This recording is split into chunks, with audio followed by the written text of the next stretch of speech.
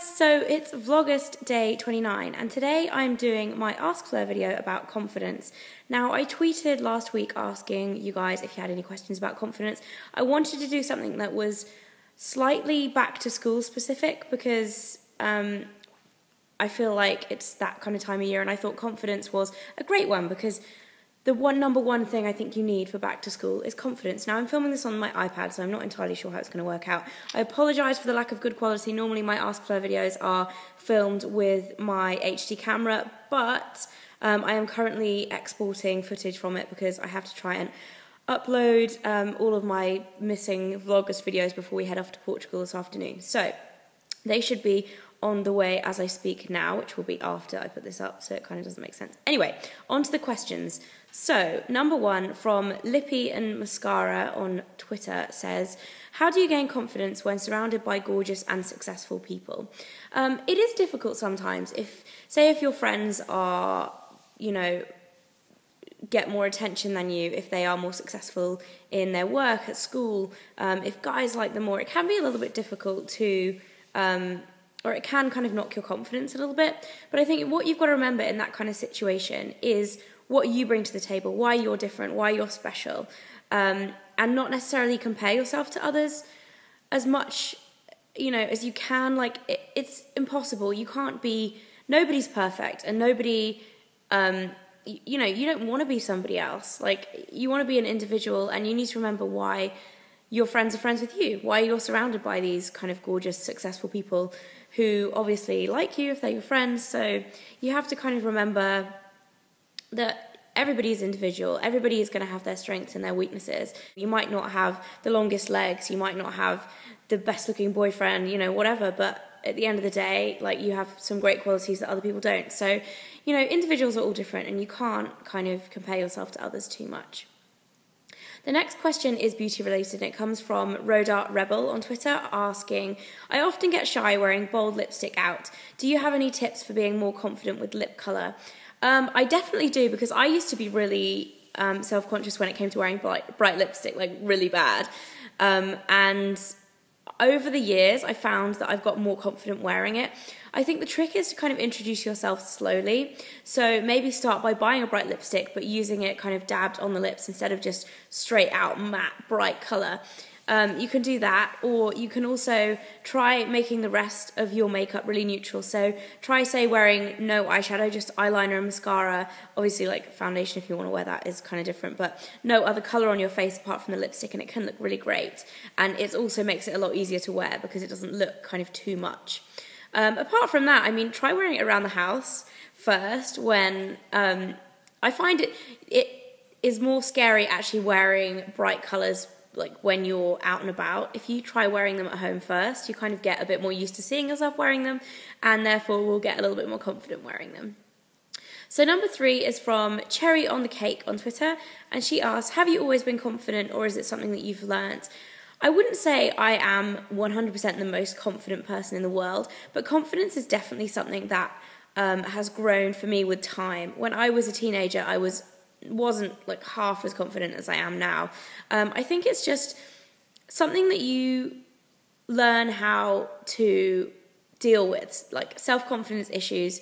You kind of learn how to deal with them as you get older. I guess through your experiences in your life, say if something knocks your confidence, you kind of learn how to get over it, and it can be difficult. And really, like, there are various tips that I can give you, like, try and like realize the positives in life and things like that. But at the end of the day, a lot of it is down to experience, and sometimes you do have to be knocked to get back up again. So, I haven't always been the most confident, but I definitely have grown in confidence. And I would say if you are feeling self-conscious and kind of not very confident in your teens, it's probably something that will diminish with time as you get older, especially in terms of actually confidence in social situations.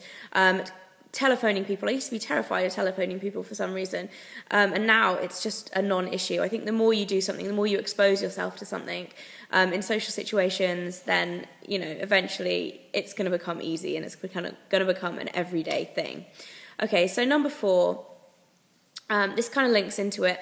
Makeup for Biochem on Twitter asks, how much more confident have you become in real life social situations since starting YouTube? And this is a good question because YouTube has definitely given me a lot of confidence, both in terms of my real life and also in terms of kind of YouTube related things. When you're on YouTube, you're exposed to a lot of people, obviously, and you're also exposed to potential criticism, which is never nice, but definitely getting constructive criticism from people does help to build your confidence in a way, because the more you learn to deal with it, the more confident you are in yourself, and the more you learn to either ignore like negative criticism, which is not constructive at all. It's good to be able to ignore it, but also it's good to be able to learn how to take constructive criticism and use it wisely, and it also helps to build your confidence when you do that, because, you know, if you are doing something better, or if you learn to make a change to something that you're doing because of a criticism that someone's given you, then that is just a measure of confidence in itself, because you have to be confident, I think, to be able to take on criticism, say, okay, I'll accept that, and change something. Like, I think that takes confidence to do that. So YouTube's definitely helped me in terms of that and being able to deal with that in my real life. Also, another thing, through YouTube, I've actually attended quite a lot of events. For example, like the Edinburgh TV Festival that I attended last week. I would never have been able to go up on a panel and speak in front of loads of people in a basically lecture theatre before I started YouTube. It would have absolutely terrified me. But now, I mean, I got a little bit nervous before I went on, but it was mainly kind of butterflies. I was more kind of excited about meeting people and actually answering the questions. I wasn't actually nervous about being there at all. I wasn't nervous about meeting the people I was on the panel with, and I think that's is something that definitely changes with YouTube. Putting yourself out there for the world, sorry about the gistering, Woofy's moving around. Putting yourself out there for the world is definitely a daunting prospect, but it seriously can majorly help with your confidence in terms of real life, and it's definitely something that I advocate. If you're a little bit shy and you're scared of doing YouTube, just jump in and do it, and it will seriously, from my experience anyway, it's made me much more confident in real life. Okay, so the final question comes from Louisa HM26, and she asks, how do you think you can have the confidence to be different? For example, everyone thinks it's weird that I don't drink, and this is actually an interesting one, not drinking. Personally, I'm inclined to say if somebody thinks you're weird for not doing something or doing something that you disagree with or agree with, like not drinking or not smoking, me personally, I'm inclined to just tell them to shove it, because I am like that. But if you are a little bit younger, I understand when you're a teenager, it sometimes can be really hard with peer pressure, and especially with drinking and smoking. Sometimes people are like, oh, you're not cool because you're not doing it. And I've always been a little bit kind of stubborn especially when it comes to smoking, because I've always been avidly anti-smoking, even when all my friends thought it was really cool when we were like 15 and they were like, yeah, I'm having a cigarette, and kind of, don't you want one? And I'm like, no, gross, kind of thing.